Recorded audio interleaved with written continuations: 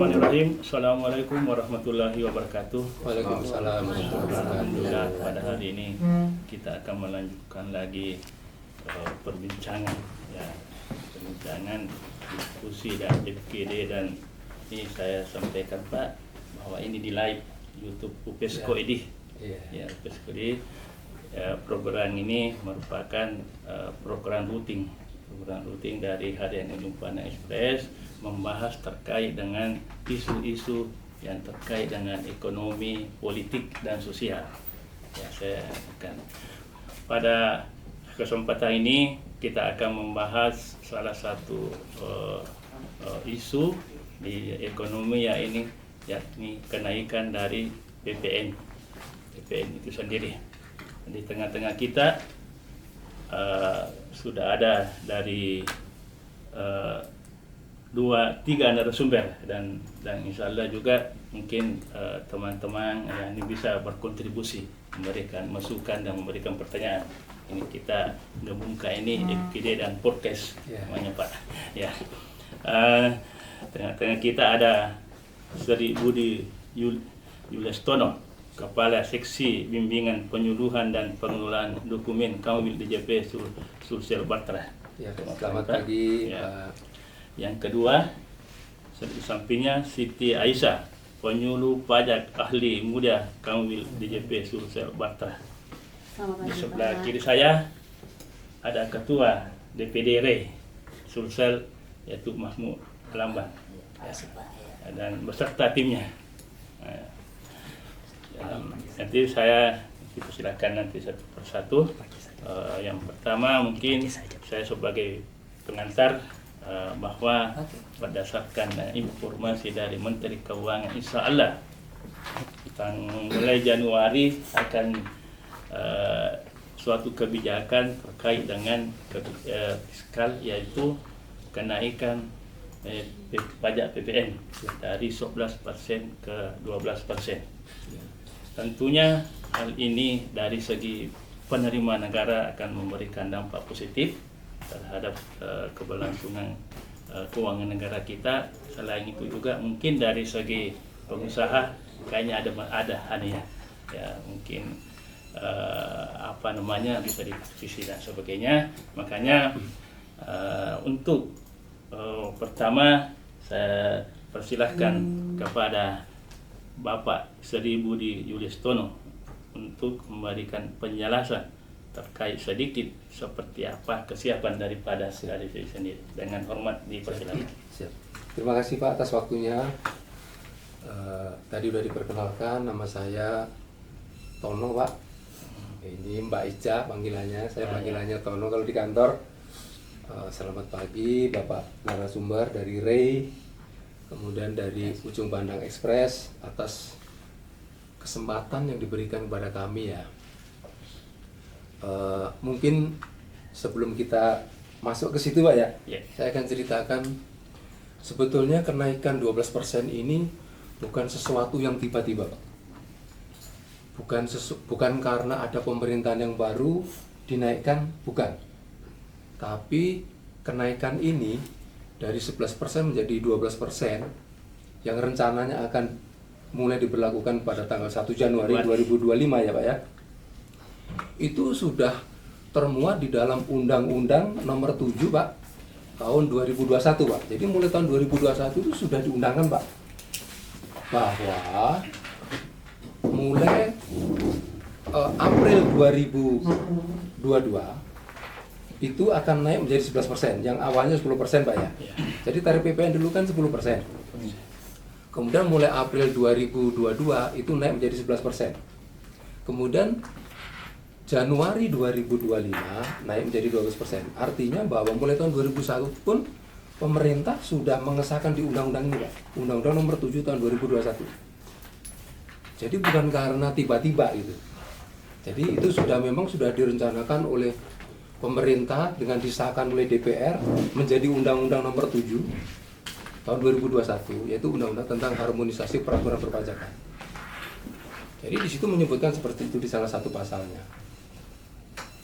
Nah, mungkin pertimbangan pemerintah menaikkan seperti itu karena sudah direncanakan lama. Artinya ketika undang-undang itu jadi, itu memang pasti sudah melalui kajian yang panjang, melalui kan membuat undang-undang itu tidak seketika ya gitu ya. Artinya prosesnya pasti panjang, butuh waktu bertahun-tahun gitu ya. Ketika sudah disahkan artinya bahwa wakil-wakil rakyat itu juga sudah setuju terhadap itu, rancangan undang-undang itu. Sehingga disahkan oleh DPR bulan Oktober tahun 2021 dan disahkan oleh pemerintah ya, yang mengesahkan, yang menyetujui kan DPR ya, kemudian yang mengesahkan pemerintah gitu. Artinya ketika sudah disahkan menjadi undang-undang, artinya itu sah berlaku buat semua warga negara. Nah, tentunya ketika itu berlaku pasti ada pengaruhnya ya ke masyarakat ya. Kenaikan harga itu kan sensitif ya, kenaikan PPN itu pengaruhnya terhadap harga pasti ya gitu ya. Terutama barang-barang kebutuhan pokok itu pasti berpengaruh gitu ya. Nah, pemerintah memang sudah tidak mengenakan terhadap kebutuhan pokok itu, pemerintah tidak mengenakan PPN malah. Jadi PPN itu dibebaskan Pak terhadap kebutuhan pokok itu. Jadi beras, gula dan segala macam itu, tepung ya kan, daging, susu, ikan. Ini kebutuhan pokok itu memang dari pemerintah sudah meminimalisir efek dari kenaikan itu gitu. Nah, kemudian kenaikan itu untuk apa sih sebetulnya gitu ya? Nah, kita tahu kalau saya cerita dari APBN dulu Pak ya. Kalau saat ini tahun 2024 itu rencana penerimaan APBN kita kan sebesar 2.802 triliun. Penerimaannya, rencana penerimaannya. Untuk 2024 tahun 2024 ya. Cerita dulu. Nanti baru saya cerita tahun 2025 APBN. Nah, kemudian rencana pembiayaannya berapa? Rencana pembiayaan pemerintah ada sebesar 3.325 triliun. Ya. Nah, kemudian ada di situ penerimaan negara bukan pajak sebesar 548 triliun. Nah, penerimaan perpajakan sendiri itu sebesar 2.309 triliun atau sekitar 82%. Jadi penerimaan perpajakan itu, komposisi penerimaan APBN itu 82%-nya adalah dari perpajakan. Nah, kita bisa bayangkan betapa strategisnya penerimaan perpajakan buat negara ini. Sementara penerimaan dari sumber daya alam ya, ini ya kita pembandingnya ya. Itu jadi penerimaan sumber daya alam itu di APBN kita itu masuk di dalam PNBP ya. Itu PNBP itu terdiri dari banyak unsur penerimaan. Salah satunya sumber daya alam. Sumber daya alam, administrasi pelayanan pemerintah gitu kan. Dan lain-lain. Selain pajak itu ada hanya sebesar 548 triliun. Kemudian defisit negara kan secara undang-undang keuangan negara itu defisit negara kita ini tidak boleh lebih dari 3% ya, 3%. dari PDB. Tidak boleh lebih dari 3%. Nah, pemerintah menetapkan di APBN 2024 itu perkiraannya defisitnya sekitar 522 triliun atau sekitar 2,29%. Maksimal. Nah, itu yang ditetapkan di APBN. Nah, kemudian, defisitnya ini dari mana? Kan kita tahu bahwa APBN kita ini menganut defisit anggaran ya. Defisit anggaran. Nah, defisit anggaran yang sebesar tadi sekitar 522 triliun di APBN 2024 atau sekitar 2,29% dari PDB itu kita tahu bahwa itu pasti dari utang ya. Penerimaan negara itu dari utang yang defisit anggarannya ini. Jadi kalau dari penerimaan 2.802 triliun kemudian biayanya belanja negara diperkirakan 3.325 triliun, bahwa pemerintah akan mengalokasikan untuk pembiayaan lebih besar daripada penerimaannya. Karena memang pemerintah kan harus melaksanakan amanat undang-undang UUD 45 ya, pasal 33, bahwa seluruh penerimaan, seluruh pendapatan atau seluruh kekayaan negara ini sebesar-besar untuk kemakmuran rakyat. Jadi lebih besar rencana pengeluarannya memang daripada rencana penerimaannya. Nah, itu tadi saya ceritakan APBN tahun 2024. Kemudian saya akan cerita di APBN tahun 2025. APBN tahun 2025 itu nanti rencana penerimaannya diperkirakan 3.005 triliun. Kemudian rencana pembiayaannya berapa? 3.621 triliun. Kemudian rencana penerimaan perpajakannya berapa? Sekitar 2.490 triliun atau sekitar 82%. Memang pemerintah kayaknya mematok penerimaan pajak sekitar 82 triliun. Nah, dari situ bisa kita bayangkan bahwa memang penerimaan dari pajak itu memang mengambil porsi yang sangat dominan. Ya kan, kenapa? Kalau kita mengandalkan dari SDA, sumber daya alam, sudah tidak mungkin. Saat ini aja kebutuhan kita udah lebih besar daripada produksinya kan gitu kan. Bisa kita lihat tadi yang saya ceritakan tadi, penerimaan dari PNBP, penerimaan negara bukan pajak, salah satunya itu hanya salah satunya, sebagiannya dari sumber daya alam itu hanya sekitar 548%. 548 triliun. Ya kan, di APBN tahun 2024. Jadi dengan penerimaan pajak yang sekitar 82% komposisinya dari APBN itu, betapa besarnya tanggung jawab pajak ini yang diemban. Kalau kita mengandalkan sumber daya alam sudah tidak mungkin. Mengandalkan dari utang pasti ada konsekuensinya, ada bunganya segala macam itu kan. Makanya memang yang paling minim resiko memang dari pajak. Kenapa? Pajak ini kan salah satu fungsinya ya itu adalah untuk distribusi dari yang kaya untuk yang kurang, menengah atau kurang. Nanti akan kita ceritakan pos-pos apa saja sih sebetulnya yang mendapat fasilitas itu kan ya, supaya tidak mengurangi beban kenaikan harga tadi itu dengan adanya kenaikan BBM.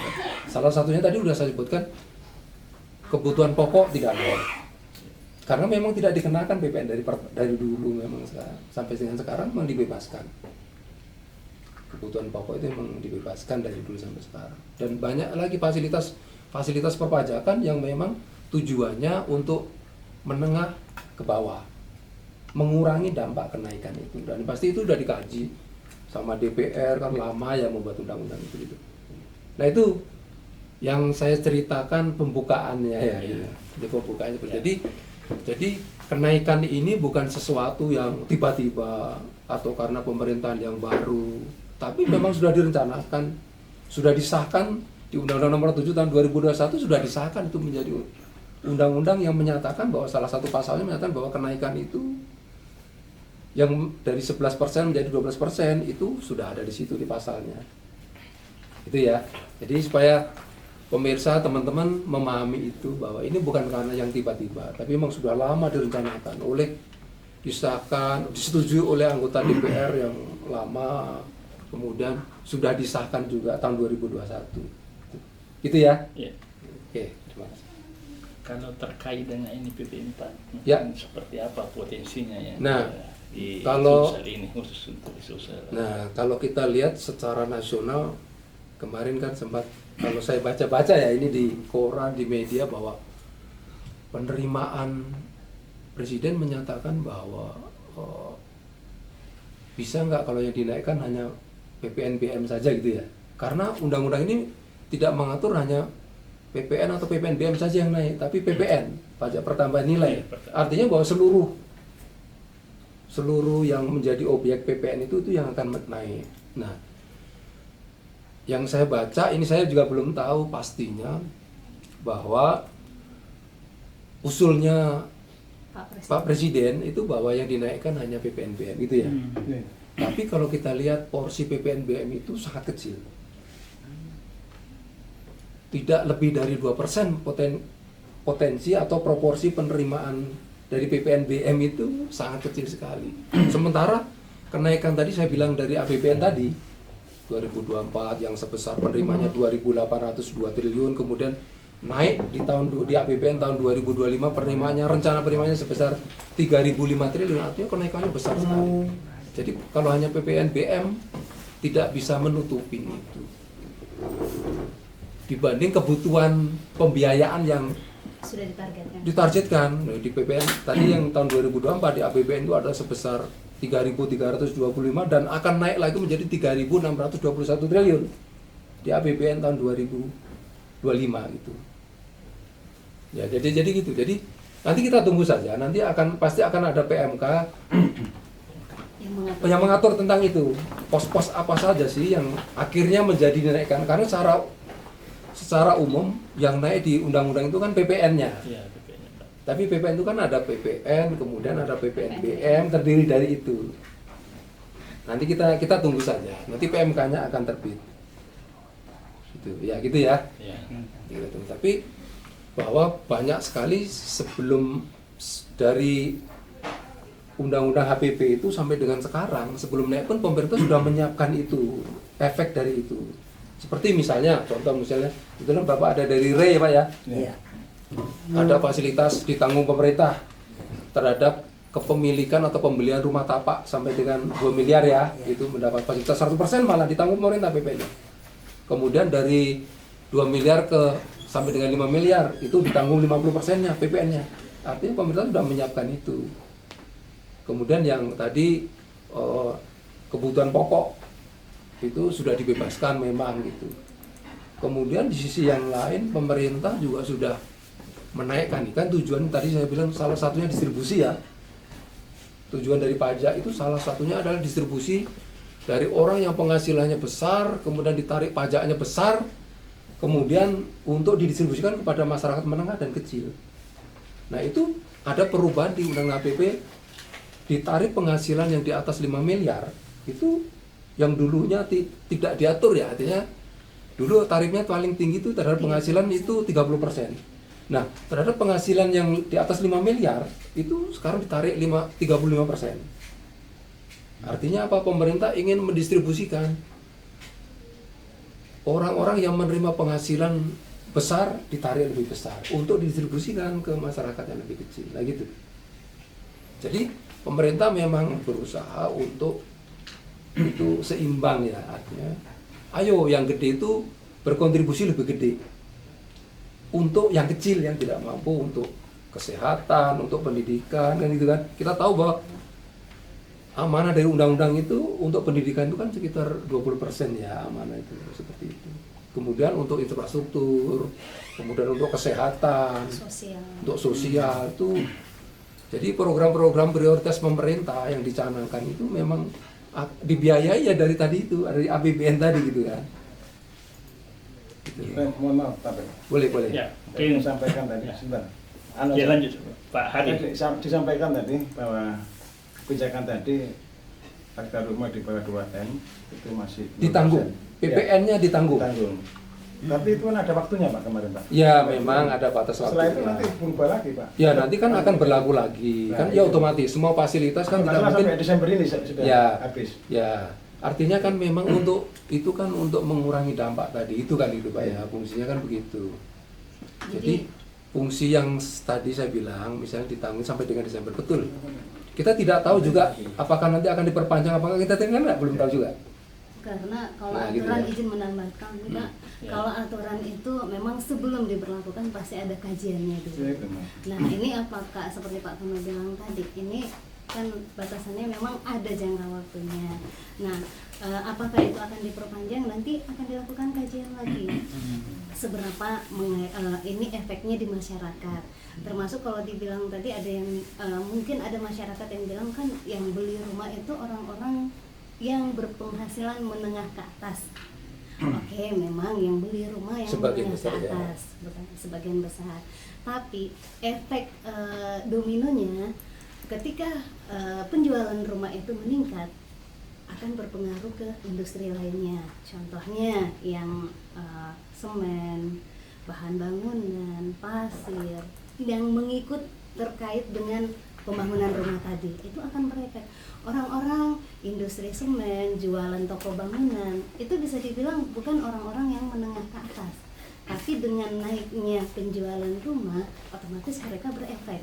Orang-orang ini menjadi terlindungi dengan menjadi penghasilannya menjadi meningkat dengan adanya insentif DPP PPN 100% misalnya untuk yang harga 2M ke atas.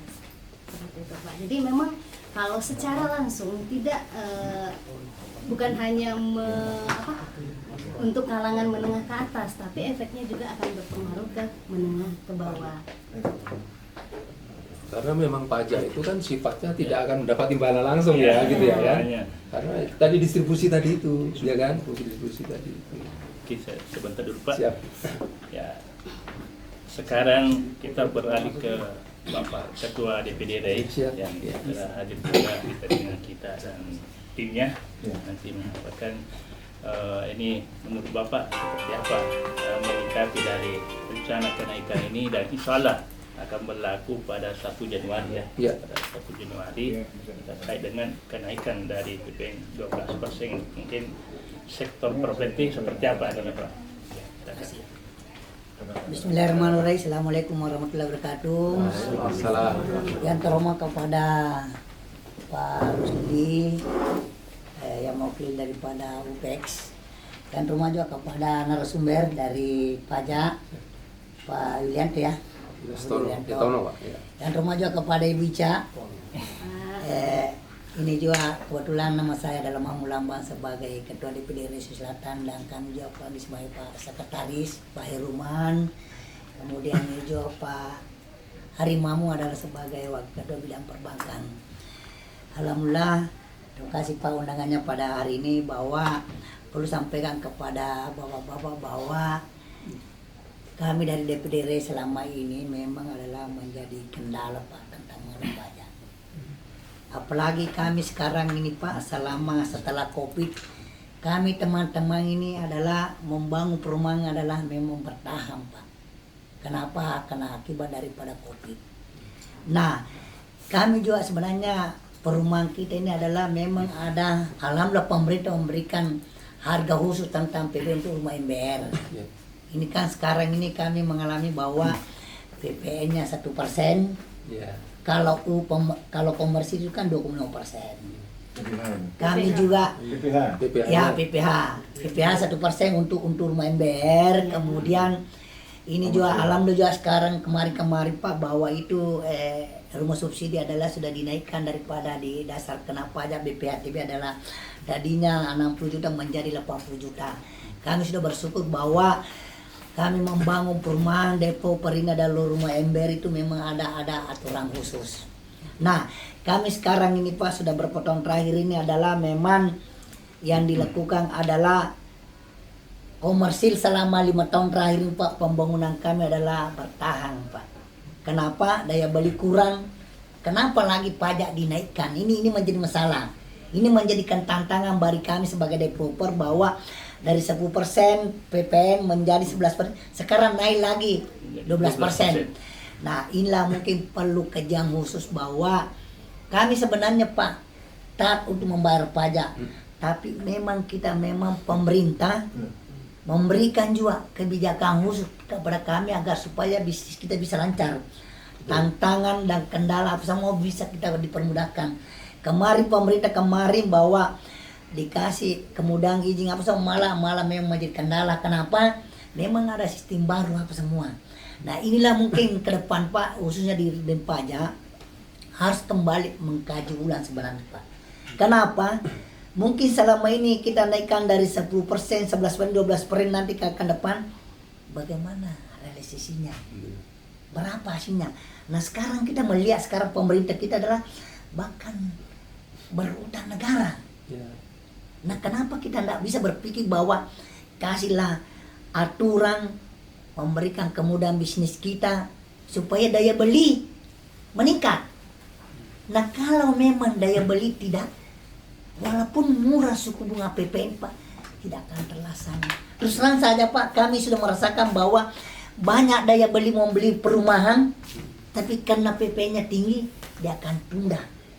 Kecuali kalau dia kebutuhan sekali baru dia beli. Kenapa? Kami teman-teman pengembang Pak, kurang lebih 300 pengembang yang ada di Sulawesi Selatan, dia selalu berpikir bahwa kita memang tunggu pemerintah baru. Kalau setelah kemarin ini memang istilahnya habis COVID tidak bisa kita menyesuaikan diri. Bahkan kemarin teman-teman banyak proyeknya tidak akan jalan Pak. Hanya cuma bertahan hidup. bertahan daripada pemerintah. Nah, kami menyarankan bahwa Dirjen Pajak, Direktur Pajak ini tolong dikaji ulang kembali yang manalah bisa memang kami sepakat bahwa menang ke bawah kalau perlu digratiskan itulah usulannya pemerintah.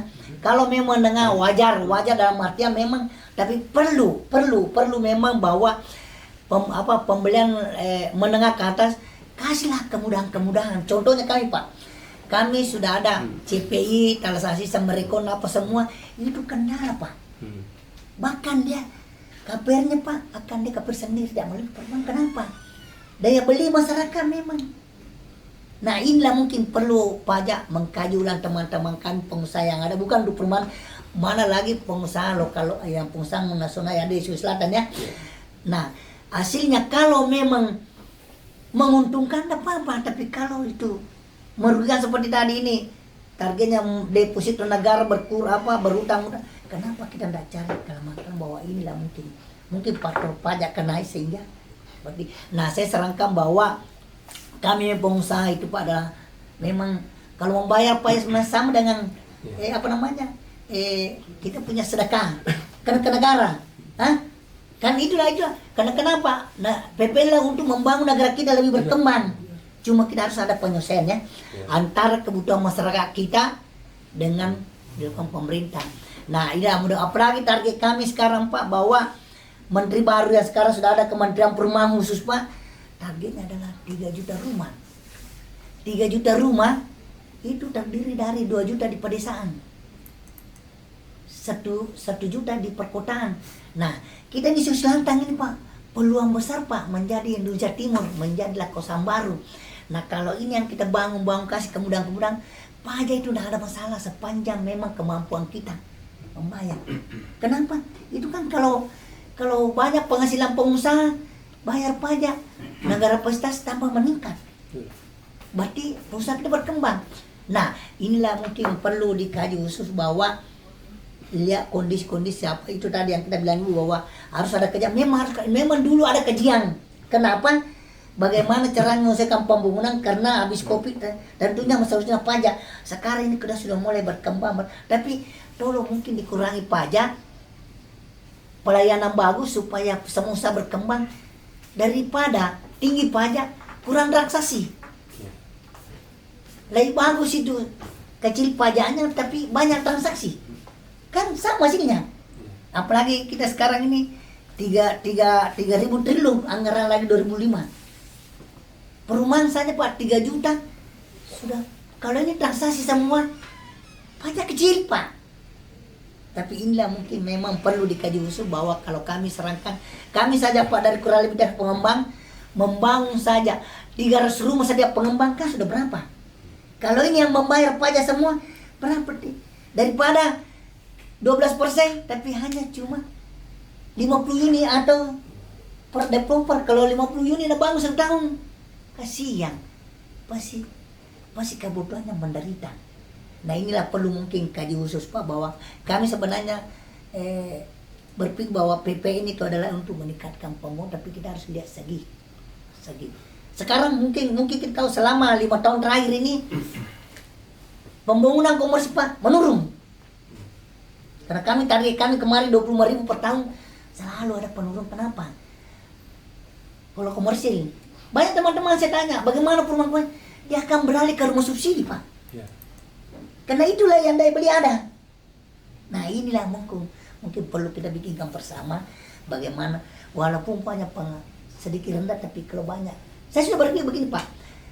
Kalau banyak 12% hanya cuma transaksi 100. Yang mana lebih besar kalau 3.000 transaksi hanya cuma payment kecil. Kan hasilnya kita hasilnya dalam negara kita membutuhkan uang banyak untuk memberikan pelayanan. Ini untuk sementara Pak. Assalamualaikum warahmatullahi wabarakatuh.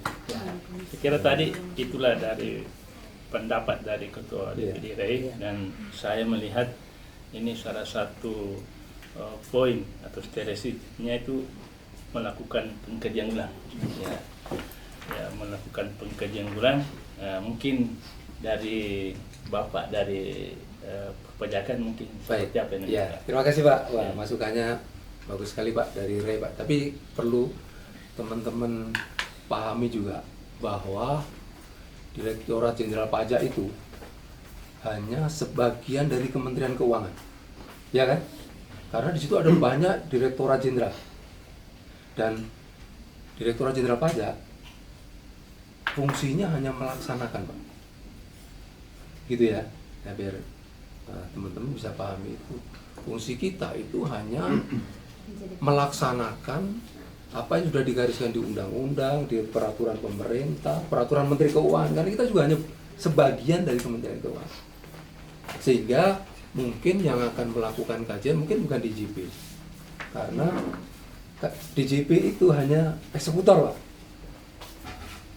Nah, mungkin nanti kalau memang ada usulan segala macam, karena ini sudah diundangkan nih, Pak ya. Mungkin bisa diusulkan melalui wakil-wakil rakyatnya. Karena yang mengkaji itu kan wakil rakyat gitu. Kalau kita DJP hanya melaksanakan apa yang sudah dilakukan oleh wakil-wakil rakyat. Ya kan? Seperti apa yang diinginkan rakyat, karena masyarakat, rakyat sudah memilih wakil-wakilnya di sana. Ya kan? Jadi aspirasi itu akan lebih bagus kalau ke sana. Itu saran aja gitu ya. Karena kita ini hanya melaksanakan, nanti kalau kita nggak melaksanakan undang-undang yang sudah ditetapkan, sudah disahkan, kita malah salah juga nggak melaksanakan itu ya kan. Nah itu loh. Jadi itu dulu yang perlu kami tegaskan, bahwa posisi kita ini hanya melaksanakan undang-undang. Kalau kami tidak melaksanakan, kami salah. Nah nanti tinggal pengaturannya, nanti seperti tadi di awal sudah saya sampaikan, nanti akan terbit peraturan Menteri Keuangan terkait dengan itu. Pos-pos apa atau sektor-sektor apa sih dari PPN ini yang naik, yang tidak. Tapi tadi sempat saya sebutkan bahwa sembako dari sebelum ini mau dinaikkan pun memang sudah dibebaskan, karena itu yang menyentuh masyarakat lapisan terbawah kan, kebutuhan dasarnya kan itu. Nah tadi terkait dengan perumahan itu kalau kita lihat tadi Bapak juga cerita sendiri, sekarang masyarakat beralih ke rumah subsidi ya gitu ya. Kenapa? Betul, itu yang disubsidi oleh pemerintah gitu ya. Sementara yang dapat fasilitas 50% adalah yang harganya 2 miliar, rumah tapak 2 miliar sampai dengan 5 miliar itu. Artinya apa? Itu sudah menengah ke atas itu. Bukan masyarakat di bawah lagi. Sementara pasti kenaikan harga itu yang terdampak paling besar masyarakat di bawah. Ya kan? Makanya tadi saya bilang fungsi pajak salah satunya adalah distribusi. Dari yang penghasilannya besar dikenakan pajak besar untuk distribusikan ke masyarakat menengah ke bawah ya akan menerima manfaat lebih besar. Nah gitu ya Pak ya. Jadi kami tapi pasti nanti kita akan sampaikan. Tapi pasti akan dikaji oleh wakil-wakil. Tapi kalau saran kami ya itu akan lebih efektif kalau lewat wakil rakyat. Karena apa? Kenaikan tadi itu dari 10 menjadi 11 tahun 2022, kemudian dari 11 akan menaik menjadi 12 itu adalah amanah dari undang-undang ini. Di undang-undang yang menyebutkan seperti itu, di Undang-Undang Nomor 7 tahun 2021 itu.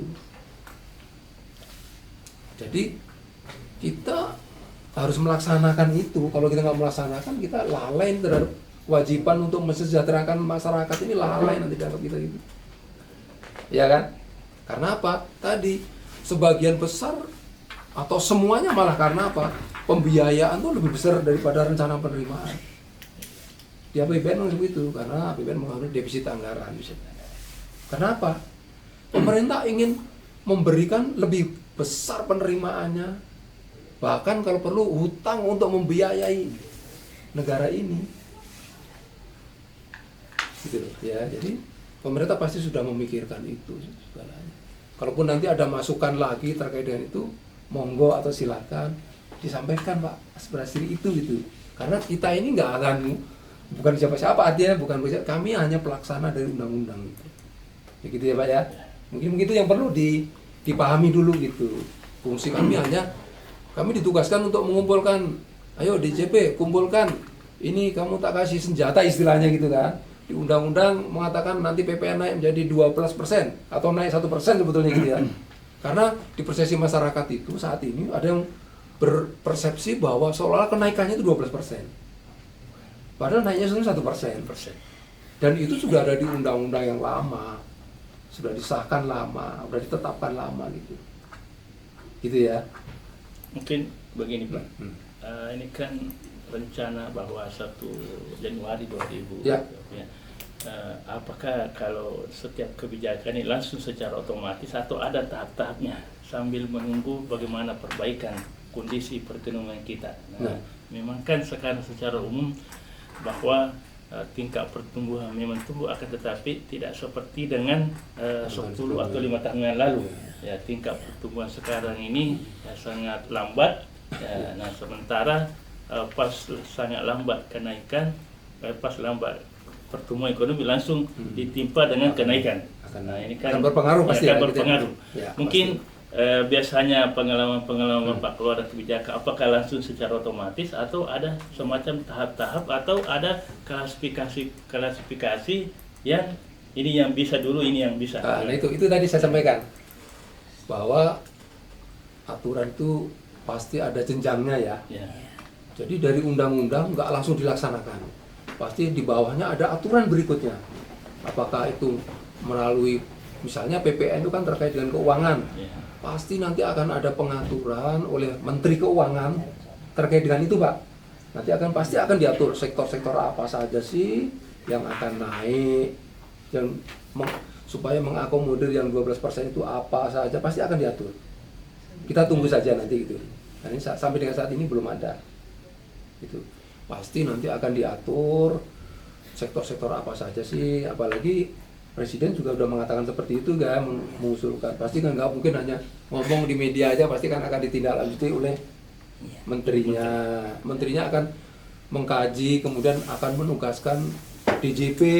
Ini loh yang dinaikkan hanya yang ini, karena kan begitu nanti. Jadi pasti akan ada pengaturan itu. Tidak perlu khawatir itu, Pak. Pasti itu gitu ya kan. Mungkin saya tambah. Ya mungkin saya persilakan Pak Hari. Ya, silakan kita ngobrol ya Pak ya. Kita ngobrol. Wakil Ketua ya. Ya, bidang perbankan. Ya, Wakil Ketua Bidang Perbankan. Ya, ya. DPD Rai Sulsel. Ya, dengan hormat silakan Pak. Assalamualaikum warahmatullahi wabarakatuh. Waalaikumsalam. Terima kasih Pak Rusli. Ini teman saya yang lama ini Pak. Oh, Sudah wah. lama ketemu ini. Baru kita akhir ini. Gitu ya. Ketemunya di sini, Pak. Iya. Juga dari narasumber dari Dirjen Pajak Pak Tono Pak ya. Dari Iya. Gereja. Ya. Terima kasih Pak, alhamdulillah. Kita bisa menyampaikan pajak yang sangat penting sekali bagi teman-teman khususnya properti ya. Begitu. Jadi memang apa sampaikan tadi Pak Ketua ini memang betul Pak. Jadi kita ini sekarang ini untuk daya beli masyarakat ini sangat menurun sekali. Sangat menurun sekali. Apa yang tadi sampaikan tadi yang biasanya tercapai sampai 15-20 ribu sekarang ini aja sudah 15 itu nggak nyampe. Itu terdiri dari rumah subsidi maupun rumah komersil. Memang kemarin ini Pak Dire ini Pak 40% itu di komersil, 60% di rumah subsidi. Iya. Sekarang ini sudah beralih Pak. Dibalik. 80% subsidi, Iya. 20% komersil. Alhamdulillah kemarin juga disampaikan bahwa ada kebijakan yang rumah mewah yang di bawah 2M itu Sampai 0% Ditanggung. ditanggung Sampai dengan PPN-nya. ya, PPN-nya. Tapi itu kan ada batasan Pak. Kalau saya begini Pak, saya simpel saja. Kalau menurut saya ini kan juga detailnya belum ada Pak ya? Ya, Detailnya PPN-nya. PPN 12% itu Ya. apa nanti? Jadi sektor-sektor apa saja nanti Ya, akan sektor di- apa saja. Yang kedua, yang sampaikan tadi Pak Ketua, saya sangat setuju sekali bahwa tolong ini di apa artinya supaya diteliti kembali secara bijak. Mungkin boleh kita enggak menyalahkan pemerintah, karena pemerintah juga punya target toh masyarakatnya supaya makmur dan sebagainya. Tapi ini sebenarnya kenaikan PPN ini 2% ini merupakan mungkin budget Pak ya, merupakan budget Beban APBN ya, berikutnya, ya. budget APBN. Di samping penerimaan pemasukan dari pemerintah. Ini menurut saya ditunda Pak, artinya ya boleh saja nanti disampaikan kalau ini daya beli masyarakat itu sudah mulai membaik. Ya. Gitu. Saya jangan sampai nanti dengan kenaikan 12% ini Pak, ini yang kita utamakan ini karena ini perputaran ekonomi, malah pertumbuhan ekonomi itu juga nanti akan turun. Lambat ya gitu. Jadi itu, jadi kajian saya teman-teman ini mungkin bukan dari aja, mungkin dari asosiasi lain mungkin akan begitu juga gitu. Iya, iya. Jadi mungkin Nggak apa-apa, itu pemerintah punya target, punya hak, tapi kan bagaimana caranya untuk Menyeimbangkan ya. Menyeimbangkan toh. Iya, iya. Pemasukan pengeluaran. Ini saya mungkin ditunda dulu lah, kaji dulu, tunda dulu Iya. sampai betul-betul daya beli masyarakat ini sudah Meningkat. mulai pulih gitu. Setuju, Saya kira Pak. itu aja Pak. Setuju Pak, kami Terima kasih. juga setuju. Jadi Assalamualaikum warahmatullahi wabarakatuh. Waalaikumsalam. Kami juga setuju Pak seperti itu Pak. Apapun yang akan ditetapkan oleh pemerintah, karena Iya. kami itu fungsinya hanya pelaksana ya Pak ya. Iya, betul. Jadi kami apapun yang diputuskan pemerintah kami laksanakan. Ya. Gitu ya Pak ya. Iya. Apakah akan ditunda kah? Iya. Apakah akan ditentukan sektornya kah? Sektornya. Kami Kami dari ikut. DJP kami ikut. Ya. Ya kan? Gitu. Apalagi makanya tadi saya sampaikan Pak, akan lebih bagus kalau aspirasi itu dari wakil-wakilnya rakyat. Kenapa? Itu pasti akan lebih didengarkan. Ya kan? Akan lebih diperhatikan dan akan pasti namanya wakil rakyat harus melakukan kajian seperti apa. Ketika ditunda seperti apa, efeknya ketika tetap seperti apa. Kan itu kan pasti ada efek-efeknya. Semua hal yang diambil itu di dunia ini Pak ya, segala hal yang diambil itu pasti ada efeknya. Entah baik entah buruk Pak ya, pasti semua hal itu ada. Selama masih urusan dunia Pak ya, pasti ada efeknya, entah baik entah buruk ya. Nah itulah nanti kami dari DJP ini tinggal melaksanakan saja. Seperti apa keputusannya kita laksanakan. Gitu Pak ya. Iya. Jadi kita tunggu saja Pak. Pasti pemerintah sudah dengan adanya tadi saya bilang Pak Presiden juga berharap seperti itu. Kemudian mungkin dari DPR juga seperti itu akan melakukan kajian segala macam. Monggo, kita menunggu Pak. Apapun keputusannya kita laksanakan. Gitu Pak ya. Iya. Karena memang itu tugas kita ini hanya sebagai eksekutor. Kami melaksanakan undang-undang, Ya. melaksanakan aturan yang digariskan, kita laksanakan. Kita juga berdoa Pak, semoga begitu ya. Kita ingin supaya masyarakat juga lebih makmur, lebih sejahtera, lebih baik lah Pak ya. Kan harapan kita seperti itu ya. Ya. Karena pajak itu kan sebetulnya untuk masyarakat sebetulnya. Kalau tujuannya untuk memakmurkan ya harusnya semuanya makmur kan itu Pak ya. Kan itu harapan kita juga seperti itu. Jadi ayo kita tunggu saja. Nanti seperti apa perkembangannya. Semoga apakah ditunda kah ataukah ditentukan sektornya yang akan dikenakan 12% atau apapun itu kami akan laksanakan itu. Gitu Pak ya. Ya. Ya itu. Ya, itu tadi dari Pak Budi ya. Ya. Budi bahkan bahwa memang suatu aturan kalau memang sudah agak susah diatur Ya. diubah. Sekarang kita masih ada ya satu lagi narasumber dari Pak Sekretaris Oh, iya. DPD RI. Ya, Sekretaris ya. DPD RI Pak Herman. Ya. Dan hormat kami persilahkan.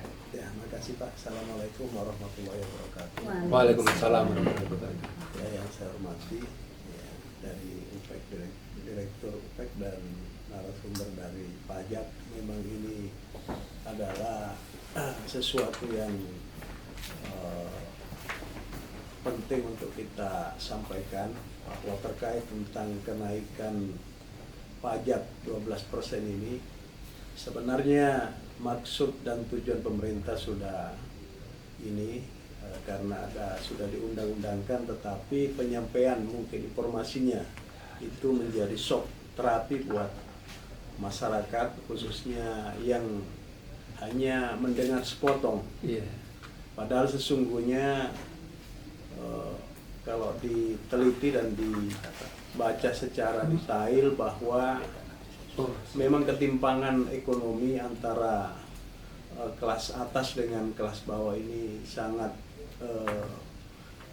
terasa, tetapi pajak yang 12% ini harus disampaikan secara detail klasifikasinya, Ya. karena untuk menengah ke bawah seperti apalagi rumah subsidi sudah 0% pajak, dan juga rumah yang di bawah 2 miliar itu 100%. juga diberikan kebijakan ditanggung. Ini sebenarnya kebijakannya sudah bagus, hanya ini Momennya ya, berdampak karena di saat pertumbuhan ekonomi yang masih di bawah daripada target. Kalau zamannya Pak SBY dulu masih pertumbuhan ekonomi yang dirasakan masyarakat bahwa ekonomi bisa bagus itu karena dia di atas 6%. iya. ini masih di bawah 5%, tentu saja 5, sangat sekian. dirasakan masyarakat untuk, Belum sampai. makanya dikatakan tadi bertahan hidup, bertahan para pengusahanya bertahan. Tetapi informasi ini yang perlu disampaikan secara sosialisasinya, bahwa memang rumah barang-barang mewah yang di atas 5 miliar ke atas misalnya, itu memang masyarakat yang 10% yang Ya, punya kekayaan betul. besar ini yang harus dituju, Pak. Gede-gede. Oh, gitu Pak ya. Gede-gede ini yang Iya, harus diambil setuju, Pak. dengan pajak yang besar. Ini masalah sosialisasi saja, Pak, sebenarnya. Ya. Karena pada prinsipnya kami, apalagi yang pengembang yang masih di bawah ini, masih lokal, itu masih mendapatkan pajak yang sangat bagus, artinya rumah subsidi 0 pajak dan juga yang lain-lain. Jadi ini yang saya tekankan di sini adalah masalah sosialisasinya saja, supaya tidak Betul. berdampak terhadap Betul. informasi yang berkembang di masyarakat. Karena ini yang digoreng adalah 12%, 12% naiknya gitu kan. Naiknya Iya. 12%. Padahal naiknya 1%. Padahal naiknya 1%.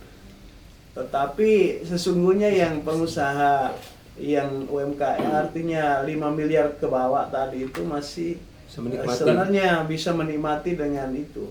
Nah, itu yang saya tekankan di sosialisasinya, Pak, bukan kenaikannya, dan diperjelas bahwa yang Kenaikannya barang-barang 1%. mewah ini Ya. saja yang Ya. yang Kenakan. dikenakan 12%. Iya. Bahkan bila perlu lebih tinggi, karena Ya, itu ya. itu Fungsi untuk distribusi tadi, Pak, ya. membuat pemerataan tadi, Iya. pendistribusian ekonomi yang supaya ini. Ya. Saya kira itu, Pak, yang menjadi poin saya. Ya, ini tadi ada dari Pak Sekum di PDRI. Ini intinya salah satu saya lihat adalah sosialisasi. Mungkin Betul. pada Betul. pada dasarnya mungkin karena ini adalah undang-undang sangat sulit untuk dilawan atau diubah. Ya, karena untuk mengubahnya itu membutuhkan beberapa tahap. Harus smoothing ya, Pak, ya. Seperti, Ya. pusat, ya gitu. Ini kebetulan selesai, jadi ada penyuluh ya dari Ya. ITIS ini sangat berkolaborasi. Bagaimana sosialisasinya? Memang kan kebijakan itu ya harus disosialisasikan. Betul. Sampai sejauh mana Dipahami. kesiapan dari Jeng ini tuh melakukan sosialisasi, dan seperti apa bentuk sosialisasi yang ingin dilakukan kepada masyarakat, supaya ini seperti tadi kan, memang kalau kita baca bahwa 12% ternyata bukan 12% yang naik, tapi hanya 1%. 1%, ya. Ini yang perlu disampaikan kepada masyarakat dan pengusaha supaya dia tidak shock, Maka mungkin Ibu Aisyah, ya, Ibu Iya. ya, Aisyah Sitiasa mungkin bisa Oke, memberikan baik Bapak, sedikit. terima kasih kesempatannya. Izin Bapak Ibu semua. Jadi kalau terkait sosialisasi ke masyarakat itu sudah dilakukan oleh Direktorat Jenderal Pajak sejak diundangkannya Undang-Undang HPP yang disampaikan Pak Tono tadi. Jadi sosialisasi terkait kenaikan tarif PPN ini sudah dilakukan dengan berbagai metode dan kanal, Pak. Mau itu secara langsung atau tidak langsung, mau tatap muka, mau lewat kanal YouTube, website, media sosial, dan media massa lainnya. Ya. Itu memang sudah kami lakukan. Dan mungkin kepada masyarakat yang ingin mendapatkan informasi detail, misalnya, saya kayaknya kurang puas kalau seandainya hanya dari YouTube apa-apa. Saya mau mendengar langsung dari penyuluh di Kanwil misalnya. Bisa dengan mengajukan permohonan ke kantor wilayah Direktorat Jenderal Pajak, kantor Kanwil, DJP Sulsel Batra, untuk melakukan sosialisasi, misalnya terkait kenaikan PPN ini seperti apa, atau sosialisasi terkait kewajiban pajak misalnya dari sektor RE ya, RE bisa seperti itu Bapak Ibu semua. Jadi memang penyampaian informasi yang sudah dilakukan oleh DJP lewat kanal-kanal yang lewat metode dan kanal-kanal yang saya sebutkan tadi itu sudah masif dilakukan, Pak. Jadi bagaimana supaya masyarakat ekonomi menengah ke bawah dengan adanya kenaikan PPN ini itu tidak terpengaruh besar. Jadi dilakukan penguatan daya beli masyarakat, diantaranya melalui perubahan bracket PPh. Ini untuk pegawai. Jadi tambahan informasi untuk Bapak Ibu semua, bracket pegawai pajaknya yang sebelumnya dia tarif penghasilan kena pajak sampai dengan 60 juta, itu tarifnya menggunakan 2 tarif. Dengan aturan berdasarkan Undang-Undang HPP itu menggunakan hanya 1 tarif. Jadi ilustrasinya seperti ini Bapak Ibu. Kalau pegawai dulunya penghasilannya 60 juta, tarifnya 2. Jadi yang 50 juta sampai dengan 50 juta dikali 5%, 10 jutanya dikali 15%, otomatis pajaknya 4 juta. Nah, dengan pengaturan di Undang-Undang HPP itu tarifnya hanya 5%. 5% kali 60 juta berarti 3 juta. Jadi bagaimana kelas menengah ini diperkuat? Itu untuk pegawai. Untuk usahawan diberikan lagi insentif yang omsetnya sampai dengan 500 juta itu tidak perlu bayar pajak. Omsetnya di atas 500 juta sampai dengan 4,8 miliar, bayar pajaknya hanya 0,5%. Tapi dengan batasan-batasan tertentu. Jadi pemerintah menginginkan melindungi masyarakat ekonomi menengah ke bawah, bagaimana daya belinya itu tetap meningkat walaupun ada kenaikan PPN. Nah, itu dari segi insentif. Ada lagi insentif lainnya, Pak. Subsidi, dalam bentuk subsidi, bantuan sosial, BLT, atau juga insentif pendidikan, ada Kartu Indonesia Pintar. Nah, untuk memperlakukan ini semua, melindungi ini semua, perlu strategi-strategi. Karena kita tahu bersama, tadi Pak Tono sudah menjelaskan postur APBN seperti apa. Kita tidak punya melihat gambaran sumber pendapatan negara yang 82% bersumber dari pajak, kemudian sekitar 17% lebih itu bersumber dari PNBP, yang kita sama-sama tahu PNBP ini tidak sangat sulit untuk ditingkatkan karena salah satu bagiannya adalah sumber daya alam yang sama-sama kita tahu. Mungkin kalau kita genjot habis-habisan pun tidak akan signifikan nilainya. Seperti pajak, kalau misalnya dari ini kita mau tingkatkan, misalnya dari utang, kita mau mewariskan utang ke anak cucu kita. Kalau ada yang mau ngutang, kasih utang terus tanpa bunga, mungkin sangat sedikit orang, bisa dibilang 0,01% Pak yang mau ngasih utang tanpa bunga. Nah, ini jelas yang akan ditanggung oleh anak cucu kita kelak. Kalau kita memang mau pembangunan ini tetap dilanjutkan, rencana-rencana pemerintah dilanjutkan dengan utang misalnya, kita tahu bersama itu pasti berisiko. Jadi dianggap jalan untuk saat ini yang dipikirkan jalan terbaik yaitu meningkatkan penerimaan dari pajak, tetapi masyarakat ekonomi menengah ke bawah itu tetap terlindungi dengan kenaikan ini dengan meningkatkan daya belinya dulu. Jadi sudah diatur dari 2021, memang PPN naik bertahap. Dari April 1 April 2022 naik 1%, kemudian nanti Januari 2025 itu naik lagi menjadi 12% dari sebelumnya 11%. Nah, sebagai tambahan informasi juga untuk Bapak Ibu, kalau tarif PPN di kita, negara kita itu termasuk terendah se-Asia Tenggara, Bapak. Terendah. Jadi kalau dipikir ini akan mempengaruhi iklim sektor industri misalnya, dagang, ekonomi, bagaimana investasi itu orang akan menahan investasi, harusnya sih tidak, karena di luar negeri sendiri itu lebih besar tarifnya dibandingkan kita. Dan kalau seandainya Bapak Ibu misalnya punya saran, oh bisa dari sumber lain misalnya untuk tolong bisa disampaikan sarannya dari sumber mana untuk mengisi penerimaan negara yang memang minim risiko selain dari sumber pajak. Mungkin seperti Pak Tono sampaikan tadi, bisa lewat penyampaian, oh kebijakan ini harusnya dikaji lebih dalam, Oke, bisa Bapak disampaikan ke wakil rakyat karena kami memang hanya pelaksana dari aturan ini. Kami tidak punya kewenangan apa-apa untuk terkait perubahannya apa-apa. Kami cuma bisa menampung usulan dari masyarakat, kemudian dieskalasi ke tingkat pimpinan. Tapi terkait apakah ini ada perubahannya, kami juga sama-sama menunggu Bapak.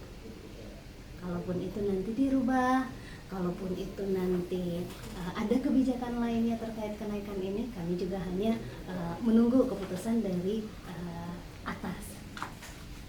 Demikian. Jadi kita memang sudah masif Pak. Jadi kita ini kan zaman sekarang ini kan eranya kan era digital ya Pak ya. Mungkin sudah promosi, penyampaian sesuatu, informasi segala itu memang sekarang dominan kan lewat digital ya, elektronik. Jadi memang kita sudah sangat masif Pak di digital di kita Pak, informasi, dan tidak juga kita melupakan pemberitahuan secara langsung. Jadi setiap ada event, ada kegiatan itu selalu sampaikan Pak. Kami sampaikan. Ada sosialisasi, ada ke asosiasi, perkumpulan, segala macam. Setiap kita berjalan selalu kita sampaikan bahwa kita luruskan Pak, kenaikannya itu bukan 12% seperti masyarakat persiapan, tapi naiknya 1%. Nah itu selalu kita sampaikan. Jadi sosialisasi segala memang sudah secara masif kita sampaikan ke masyarakat Pak. Biar masyarakatnya enggak sok Pak. Jadi, ya biar tahu yang sebenarnya seperti apa sih gitu. Kita sudah nyampaikan PPN akan naik secara bertahap. Karena masih banyak berpikir di masyarakat, oh ini karena pemerintahan baru dinaikkan. Iya. Padahal sebenarnya naiknya itu sudah dari tahun 2021 pun sudah dirancang, itu sudah disahkan, sudah ditetapkan dalam undang-undang gitu. Nah itu yang perlu masyarakat, Bapak Ibu ketahuin itu gitu. Jadi memang itu amanah dari undang-undang. Ya gitu ya Pak ya. Ya, terkait dengan sosialisasi ini Bu, Pak, misalnya kami dari UPES juga siap untuk Ya, sosialisasi. terima kasih banyak Pak. Terima Kami kasih Pak sudah didukung. sangat Ya, mengapresiasi Pak ya, dengan undangan ini Pak. terkait karena kalau mau lewat digital ya bisa, ini ada semua. Iya. Ya, Pak. Timnya ya. Ya, timnya ini. Kalau mau sosialisasi lewat surat media, surat kabar, ada Pak Baris sebagai manajer iklan. Ya, manajer iklan. Kalau Pak Samsudi Yoko, dia khusus online. Ya, ada YouTube dan bisa pakai kami. Salah kita siap. Nanti kita berkolaborasi Pak. Ya, Karena kita juga ada berkolaborasi sering untuk, media kita juga ada IG, ya. YouTube, Iya. ada semua ada. Selalu siap, apalagi Bapak kami ada yang jumpa sering khusus untuk mengkaji terkait dengan ekonomi. Ya. Nah, ini yang dilakukan oleh Bapak Arifuddin sebagai penanggung jawab halaman 1, penanggung jawab, dan dialah tiap hari menyajikan berita terkait dengan ekonomi. Ya, ini kalau misalkan Bapak mau sosialisasi lewat surat kabar atau koran, ada Pak Paris. Misalnya sosialisasi lewat media online dan YouTube, ada Pak Samsudi Yoko. Untuk pemberitaan ada Pak Arif. Ya. Mungkin Ya. itu juga Pak Ketua RE apa dan sebagainya. Dengan kita harus memang bersinergi. Betul, Pak. Bersinergi bagaimana membangun Masyarakat ini Pak, negara, supaya lebih baik Pak ya. membangun negara dan masyarakat. Karena ya seperti yang diceritakan oleh pendiri negara harus kita lakukan. Kita ini hanya tinggal waktu kita itu salah berakhir karena ini hari Jumat juga. Iya, kita Jumatan Pak ya. Hari Jumat juga ini, mohon maaf ini ada juga tugas juga ini. Iya. Ya. Kita hanya untuk sampai jam 11 maksimal kita Iya. kan Pak. Iya. Mungkin Audes atau ada yang mau menambahkan. Ini Pak Arif ini Pak adalah penanggung jawab halaman 1. Headline. Ya, Wah, headline. ini yang Dia yang menentukan untuk berita apa ya? Berita ekonomi, dialah yang kami persilakan kepada Audes ya, kepada Pak Arif sebagai redaktur pelaksana. Ya, redaktur pelaksana untuk dengan hormat disilakan. Ya, Assalamualaikum warahmatullahi wabarakatuh. Waalaikumsalam. Ini untuk DJP sendiri, Pak, Pak. silakan. Dengan rencana kenaikan PPN 12% untuk yang berlaku pada Januari 1 Januari 2025 ini, untuk DJP Sulsel Batra ya. Ya. Itu targetnya berapa Pak? Untuk tahun 2025 ya, Iya, kita belum dapat ya.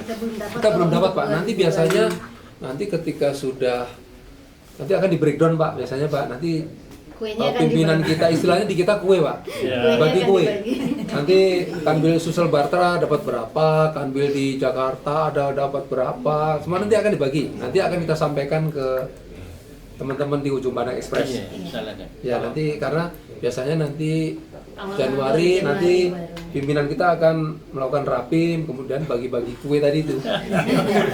Kalau untuk potensi penerimaannya sendiri Pak di wilayah Sulsel Kalau mungkin Pak, Potensi. ya, untuk Terkait- saat ini Pak mungkin kan Oh. untuk Saat mengetahui ini. potensi Saat saat ini mungkin kurang lebih berapa Pak? Ya, Ya. boleh. Jadi gini, jadi target penerimaan tahun 2024 ini kan kalau kita lihat ada 20,73 triliun ya 20. untuk Kanwil sini, Kanwil Sulsel Iya. Batra. Nah, saat ini capaiannya 85,31% Atau 17,8. atau 17,08 triliun. Saat ini capaian saat kondisi saat ini. PPN khusus PPN. Semuanya. Semuanya. Semua penerimaan pajak. Penerimaan pajak semua Ya, penerimaan ya, pajak. semua penerimaan pajak saat ini Kanwil mencapai tadi lebih detailnya nanti pasti atasan kita Kanwil kita akan menyampaikan press release ya ketika capaian itu kan tercapai dan pasti karena Ujung Pandang Express ini juga Iya. mitra kita Iya, sering iya. aktif Ya, aktif. menginformasikan Ya. ke kita, Disinilah. kita ikut kegiatan kita itu Ya. kita nanti pasti akan diundang teman-teman itu ketika ada press release terkait Ya. dengan penerimaan pasti. Ya, pada saat akhir tahun biasanya ada press release ya nanti ya. Ya, betul. Nah, itu biasanya gitu. Kalau untuk tadi Pak potensi penerimaannya sendiri Pak ketika diberlakukannya Kalau PPN misalkan nanti ini Kami belum bisa menyampaikan karena belum ada targetnya kan gitu. Target, Belum ya. tahu juga targetnya berapa. iya. Jadi Kanwil Sulsel Batra ini akan dinaikkan berapa itu akan menjadi berapa kan belum tahu juga itu ya. Kuenya jadi sebesar apa? Sebesar ya. Ya.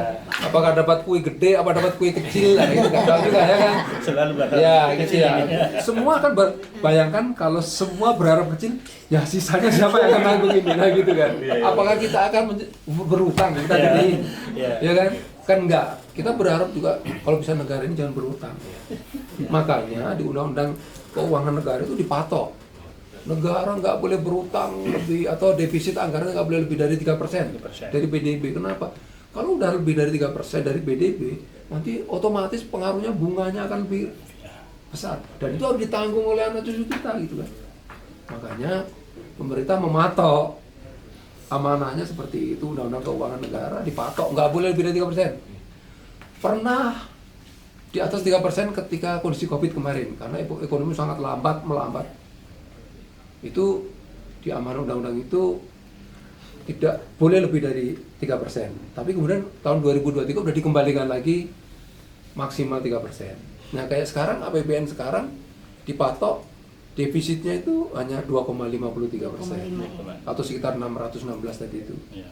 Itu defisit APBN yang nanti direncanakan tahun 2025. Gitu. Jadi memang pemerintah selalu menjaga itu karena itu kan berpengaruh itu terhadap pengeluaran dan akhirnya kan ketika membayar bunga itu kan ada pengeluaran ekstra yang harus ditanggung kan gitu kan dan itu menjadi beban APBN ya gitu ya. Ada sedikit saya tambah Ya, tadi saya- bahwa ini kan kita istilahnya adanya kenaikan PPN 10% 11-12 tentunya apply target kita sekarang 25 kan belum ya. Ya. Artinya begini, saya mau kembali bahwa apakah memang ini dampak posisinya kenaikan PPN ini 10 menjadi 11 sampai sekarang, kemudian kita ambil data pokoknya sebelum Covid Pak ya. Sebelum Covid ini kan sudah 83 sampai kan selalu 10% di PPN. Mungkin bagaimana realisasi 2017, 18, 19 sebelum Covid, realisasi PPN yang ada di Sulawesi Selatan dengan kondisi yang sekarang ini, apakah memang ada artinya begini, apakah memang masyarakat daya minatnya lebih besar untuk penghasilannya atau realisasinya? Itu yang saya maksud saya tadi bahwa itu tadi apakah memang pokoknya akibat adanya PPN 10 menjadi 11, 11 ke 20, kemudian kita melihat hasilnya kemarin sebelum Covid ya, karena kalau bicara Covid pasti kurang. Tahun 2000 sampai 2000 Sangat lambat pasti ya. kurang. Lambat, ya. Nah, kita melihat pada saat dia normal 2018, 19 atau 2017 sampai 19, selama setahun kita ambil data dibandingkan sekarang naik, apakah memang dari transaksinya ini lebih banyak transaksi 10%-nya tahun 2018 dengan sekarang ini transaksinya setelah naik nah inilah. Nah kita mau naikkan lagi pemerintah ya 2025 bagaimana ke depan. Nah kami sudah merasakan, artinya kami sendiri sudah merasakan bahwa kondisi memang kita sekarang ini setelah COVID, kita mengakui bahwa memang COVID, tentunya juga kita mau bagaimana caranya pemerintah untuk menaikkan, apalagi sekarang pertumbuhan ekonomi Pak di bawah 5. Ya. Targetnya pemerintah sekarang kita ini mudah-mudahan nanti tahun depan 2005 naik menjadi 56, kemudian tahun depannya naik lagi selama 5 tahun ke depan ini bisa mencapai 8%. Nah ini yang perlu kita pikirkan bahwa untuk mencapai 8% pertumbuhan ekonomi kita ini selama 5 tahun ke depan, apa kendalanya? Apa menyebabkan sehingga dia turun kemarin? Ya. Apakah karena dinaikkan PPN-nya bisa naik? Ya. Apakah memang karena kebijakan pemerintah untuk kepada semua masyarakat pelayanannya